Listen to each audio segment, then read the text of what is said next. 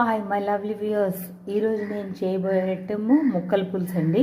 దానికి మనకి స్టవ్ వెలిగించుకున్నాను, వేడెక్కింది. ఆయిల్ వేసుకుని వేడెక్కించుకున్నాను. నెక్స్ట్ మనకు పులుసుకు కావాల్సిన పదార్థాలన్నీ వేసుకోవాలండి. దీంట్లో మెంతులు, ఆవాలు, ఎండుమిరపకాయలు, ఇంగువ, కొంచెం కందిపప్పు వేయాలండి. ఆవాలు, మెంతులు కొంచెం ఎక్కువ వేసుకోవాలి. చూడండి వేస్తున్నాను. జీలకర్ర కూడా కొంచెం వేయాలి. ఇదంతా బాగా వేగిన తర్వాత పులుసుకి ఇంగువ, ఆవాలు పోపు బాగుంటుందండి. కందిపప్పు వేయాలి పోపులోని. కందిపప్పు వేసుకుంటే పులుసుకి మంచి కమ్మదనం వచ్చి పులుసు టేస్ట్, ట్రెడిషనల్ పులుసు టేస్ట్ వస్తుందండి.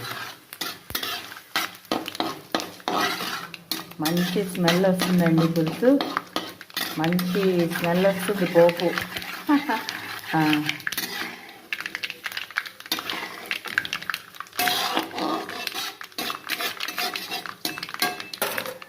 నెక్స్ట్ ముక్కలు,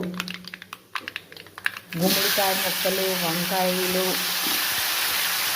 ఉల్లిపాయలు, కీరా కాదు, రాడిష్, ఇవన్నీ వేసుకొని నేను పులుసు చేస్తున్నానండి. దానికి ఏంటంటే మనం కొంచెం పసుపు వేసుకున్నాం, కొంచెం కారం కూడా. చూసారా పులుసు ముక్కలు ఎంత బాగుడికాయో. ఈ మూమెంట్లో మనం కొంచెం 3 టమాటో ప్యూరీ, కొంచెం చింతపండు వేసుకున్నామండి. ఆల్మోస్ట్ ఆల్ బాగా ఉడికాయ ముక్కలు. బెల్లము, ఉప్పు, కారం, పసుపు, మెంతులు, ఆవాలు ఆ ముక్కలకి బాగా పడతాయండి. ఇలా చేస్తే 1 బౌల్లోనే ఫినిష్ చేసేసుకోవచ్చు. మంచి టేస్టీగా తయారవుతుందండి పులుసు. ఇది నా స్టైల్ ఆఫ్ మేకింగ్ పులుసు అండి. మీరు డెఫినెట్గా ట్రై చేయండి. ఇప్పుడు కాసేపు ఉడికాక మీకు చూపిస్తాను. మళ్ళీ మూత పెట్టేసుకుందాం. ఓకేనా వ్యూయర్స్?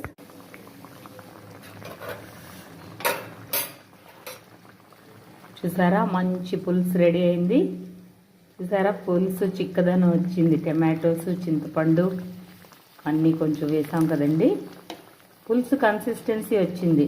ఇది అన్నంలో కలుపుకొని తింటే చాలా బాగుంటుంది. మీకు ఈ రెసిపీ నచ్చితే ట్రై చేయండి. My channel name is quick recipes by Rajamani. Okay now viewers, bye viewers.